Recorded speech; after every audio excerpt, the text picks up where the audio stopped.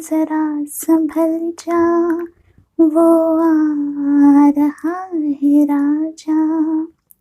उसके दीदार के लिए दिल बेकरार है। ख्वाबों ख्यालों में वो दिल के पास है। ख्वाबों ख्यालों में वो दिल के पास है। आप सबको जय मसीह की। बाइबल की कहानियाँ यूट्यूब चैनल पर आपका स्वागत है। वीडियो देखने के बाद चैनल को सब्सक्राइब ज़रूर करें और बेल घंटी ज़रूर दबाइए, जिससे आने वाली वीडियोस की नोटिफिकेशन आपको मिलती रहे। आपके सब्सक्राइब करने से चैनल की ग्रोथ होती है और यूट्यूब चैनल का इम्प्रेशन काफ़ी लोगों तक भेजता है, जिससे प्रभु यीशु मसीह का नाम हमें दुनिया तक पहुंचाने में मदद होती है। तो चलिए प्रियो, वीडियो को हम स्टार्ट करते हैं।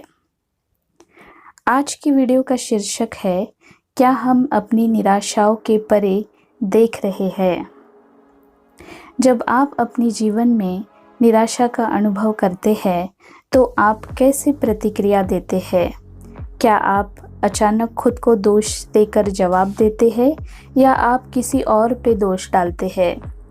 हम हमारी निराशाओं का वास्तविक कारण नहीं पहचान पाते और इसलिए हम वहीं रुक जाते हैं जहां हम हैं और हम अपने लक्ष्यों तक नहीं पहुंच सकते हैं। हम जीवन में आगे नहीं बढ़ते हैं और प्रगति नहीं कर पाते हैं। इसलिए प्रियो, हमें हमारी निराशाओं के लिए प्रभु पर उम्मीदें रखनी होंगी। निराशा वास्तव में हमारी विफलता का परिणाम है। वे सपने या हमारे लक्ष्य जो हमने अपने जीवन के लिए निर्धारित किए थे। सवाल यह है कि आप कैसे प्रतिक्रिया देते हैं जब भी आप निराश होते हैं। एक बात यहाँ पर ध्यान देने वाली है कि हमारी निराशाओं के कारण हम ईश्वर को निराश नहीं कर सकते, वरन अपने आप को हम निराश करते हैं और दूसरों को अनुशासित करते हैं। क्योंकि ईश्वर सब कुछ हमारे बारे में जानता है, हमारा वर्तमान और भविष्य, इसलिए हम उसको निराश नहीं कर सकते। दोस्तों, हमें हमारी निराशाओं से कुछ सीख लेनी है। निराशा हमारे जीवन में स्टेपिंग स्टोन्स की तरह होती है। हमारे जीवन में हमें इन कदमों के पत्थरों को पार करके आगे बढ़ना है और विजय प्राप्त करना है। क्या हम रुके हैं या आगे बढ़ने की सोच रहे हैं? जीवन में निराशा के दौरान क्या हमारा मन करता है टू गिव अप?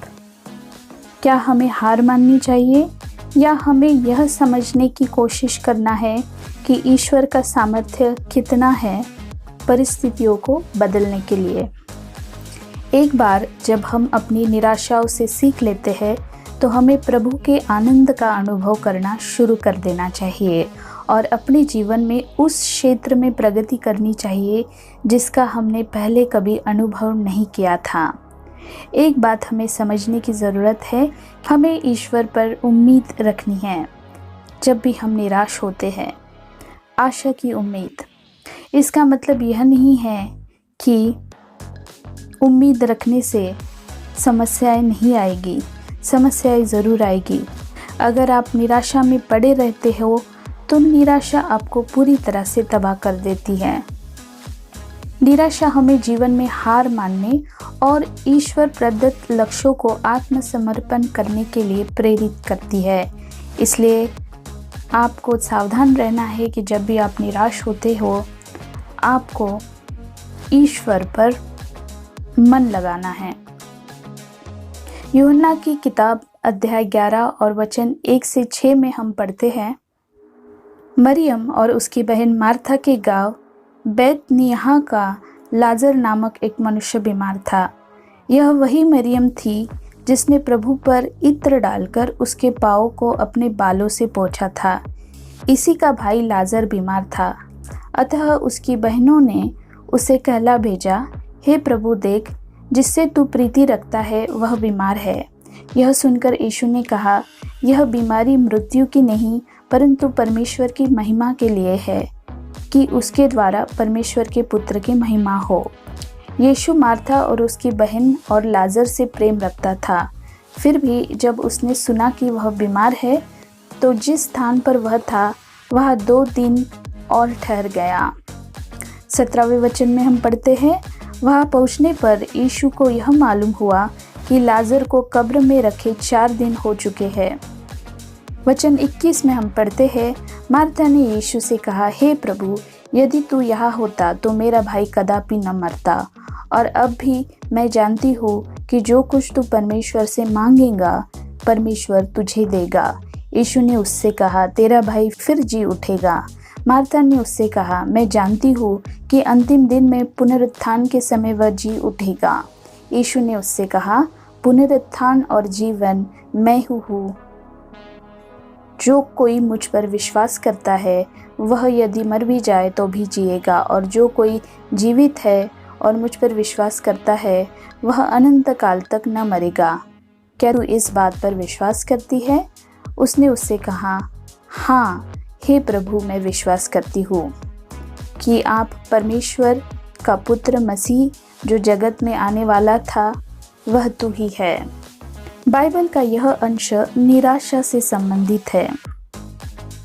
मार्था और मेरी ने यह नहीं कहा कि हे प्रभु, आप कृपया आओ और लाजर को चंगा करो।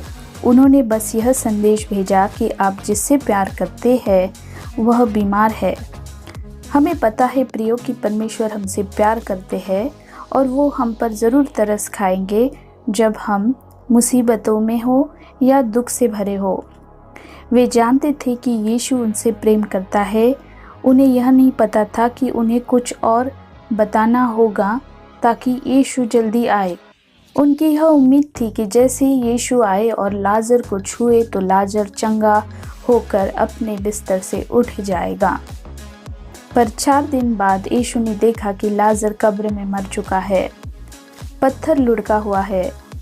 लाजरस को कब्र में उठाए जाने के बाद भी बाइबल कहती है कि फारसी और सादुसी ने यीशु को मारने की साजिश की, क्योंकि यीशु एक आम इंसान नहीं थे, वह शक्तिशाली थे।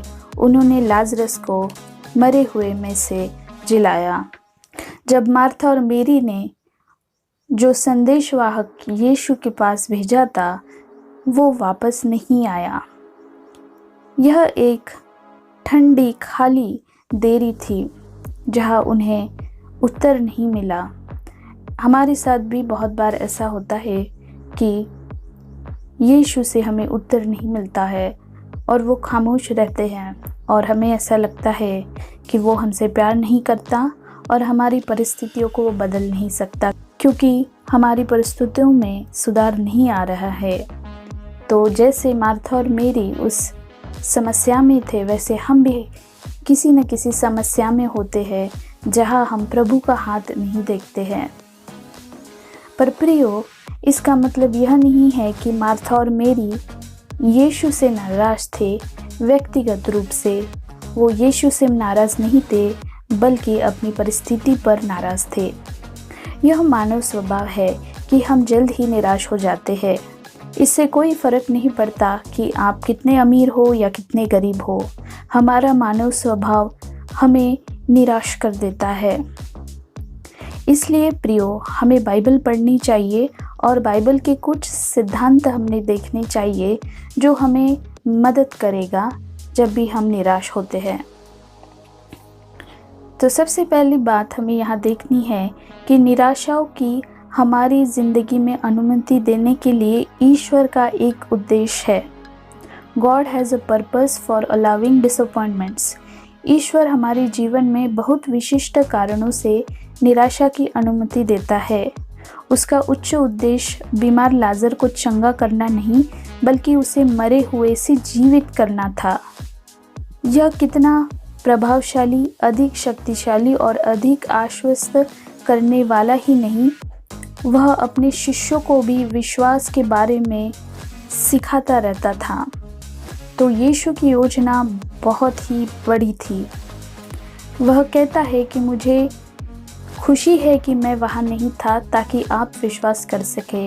वह जानता था कि क्रूस आने वाला है और उनके विश्वास की परीक्षा होने वाली है।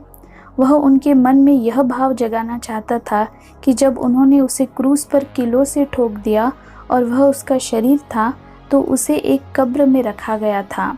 जैसा कि उसने वादा किया था, वह फिर से जीवित होगा और वह मृतकों में से वो जीवित हुआ और मृतकों में से उन लोगों को भी जीवित करने की शक्ति उसके पास है जो मर चुके थे। जैसे लाजर मर चुका था, जैसे यीशु मृतकों में से तीसरे दिन उठा, वैसे ही लाजर मृतकों में से उठा। तो उसका उद्देश्य यहाँ पर बहुत ही स्पष्ट है कि इस घटना के द्वारा वह ईश्वर की महिमा करे। यीशु का उद्देश्य यही है कि हमारे जीवन से हम ईश्वर की महिमा करें। लाजर एक विरासत के साथ जीवित रहेगा और वो हमेशा कहेगा कि वह मर गया और ईश्वर के पुत्र यीशु मसीह ने उसे मृतकों में से जिलाया। तो हमारी भी साक्षी बहुत ही पावरफुल लाजरस जैसी होनी चाहिए।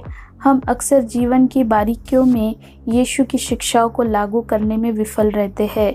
जब हमारे पास जीवन में कठिन, आहत, दर्दनाक, निराशजनक अनुभव होते हैं, तब हम क्या करते हैं? तो इसके लिए आपको रोमियो की पत्री अध्याय 8 और 28 पढ़ने होंगे। हम जानते हैं कि जो लोग परमेश्वर से प्रेम रखते हैं, उनके लिए सब बातें मिलकर भलाई ही को उत्पन्न करती है, अर्थात उन्हीं के लिए जो उसकी इच्छा के अनुसार बुलाए हुए हैं। तो यह स्पष्ट होता है इस वचन से कि ईश्वर का उद्देश्य हमारी निराशाओं को अच्छे के लिए इस्तेमाल करना है। बस हमें उस पर भरोसा करना है। दूसरा सिद्धांत हम यहाँ देखते हैं कि ईश्वर हमें निराशाओं से मुक्त करने की तुलना में हमारे आध्यात्मिक विकास में अधिक रुचि रखता है। तो हमारा आध्यात्मिक विकास कैसे है, यह वो परखता है। मार्था और मेरी अपने विश्वास में एक बड़ी छलांग का अनुभव करने जा रहे थे। अब आप कहोगे कि क्या मार्था और मरियम को मसीह पर विश्वास नहीं था? इसका जवाब यह है कि एक मौलिक विश्वास होने के बीच एक सक्रिय, जीवंत, कामकाजी जीवन को प्रभावित करने वाला विश्वास होता है। आपको विश्वास के मूल सिद्धांतों को सीखना चाहिए और उनके द्वारा जीना सीखना चाहिए।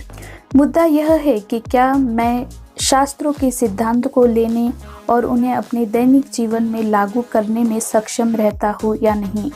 जहाँ मैं रहता हूँ, इसलिए जब मैं जीवन में इस भयानक नियुक्ति का सामना करता हूँ, तो यह मुझे रोकता नहीं था, मुझे पत्थरी में नहीं उतारता है। जब हम इन सिद्धांतों को अपनाते हैं, तब कोई भी हमें रोक नहीं सकता जो व्यक्ति ईश्वर हमें बनाना चाहता है। यदि हमारे विश्वास की परीक्षा नहीं होती, तो हम आगे नहीं बढ़ सकते। मुश्किल समय में जब हम नहीं जानते कि कैसे चीज़ों को संभालना है, तब हमें सिर्फ ईश्वर पर भरोसा करना है।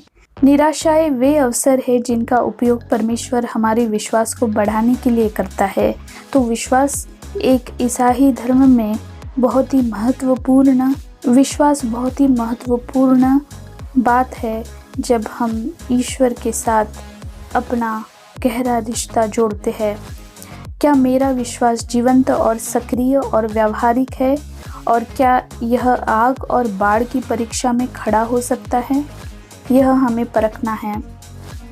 अगर हम आग और बाढ़ की परीक्षा में खड़े नहीं होते, तो वीरान, त्याग, मृत्यु, खतरा और उस विश्वास के अलावा सब कुछ कमज़ोर हो जाता है हमारे जीवन में।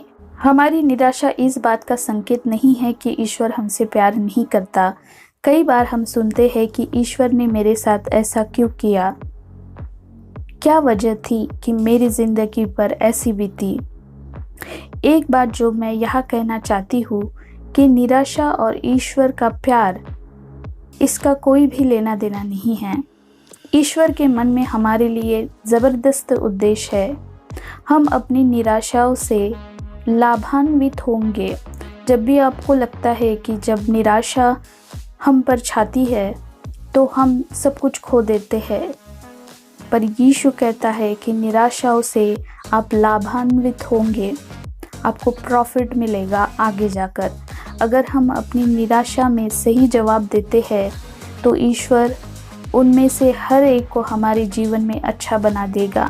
इसलिए जब भी निराशा हमारे जीवन में आती है, हमें हमारे फेथ को पुकारना चाहिए और हमें पॉजिटिव बात करनी चाहिए। और जितना हम पॉजिटिव बात करते हैं, ईश्वर हम पर उतना ही प्रसन्न रहता है। जब भी हम दर्द का अनुभव करते हैं, ईश्वर हमसे उतना ही प्यार करते हैं जितना वो पहले करते थे। इसलिए आपको तथ्यों पर भरोसा करना चाहिए, भावनाओं पर नहीं। हमारा विश्वास यह होना चाहिए कि ईश्वर नियंत्रण में है और हमें सहन करने में सक्षम करेगा। अगर आपके जीवन में ईश्वर का नियंत्रण नहीं है तो आप परिस्थितियों के शिकार है, आपके पास कुछ भी आश्वासन नहीं है। नींव सत्य यह है कि आपके जीवन के नियंत्रण में ईश्वर है। यदि आपने उस पर अपना व्यक्तिगत उद्धारकर्ता के रूप में विश्वास किया है तो वह आपके लिए मार्ग निकालेगा, आपको पूर्ण शांति, आनंद, संतोष और विश्वास वो देगा। उसने कहा, अब भी मुझे पता है कि ईश्वर नियंत्रण में है। यह मार्था का विश्वास था। निराशा के बीच शांति कायम होगी जब हम प्रभु पर विश्वास करते हैं। अगर समय पूरा भी क्यों ना हो जाए हमारी ज़िंदगी में, जैसे मार्था की ज़िंदगी में समय पूरा हो चुका था और लाजर की जान चली गई, उनमें एक शांति थी, वो थी अंतर्निहित शांति की भावना, जिससे वह जानते थे कि यीशु के पास सामर्थ्य है कि वो अब भी कुछ भी कर सकता है। उनका भाई लाजरस भले ही मर चुका था, फिर भी वह यीशु पर भरोसा रखती थी कि यीशु की बात पिता ज़रूर मानेंगे। आपके जीवन में शांति हमेशा बरकरार रहेगी। हमारे जीवन में निराशा हो सकती है और आपकी आत्मा में शोक हो सकता है, लेकिन यह अंतर्निहित है कि शांति की यह अवर्णनीय परत है जिसे ईश्वर में आपके सरल विश्वास के कारण बिल्कुल भी स्थानांतरित नहीं किया जा सकता है। आशा करती हूँ इस कहानी का संक्षिप्त विवरण आपको मिला होगा। मिलते हैं एक नई कहानी के साथ, तब तक आपका ख्याल रखिए। आप सबको जय मसीह की।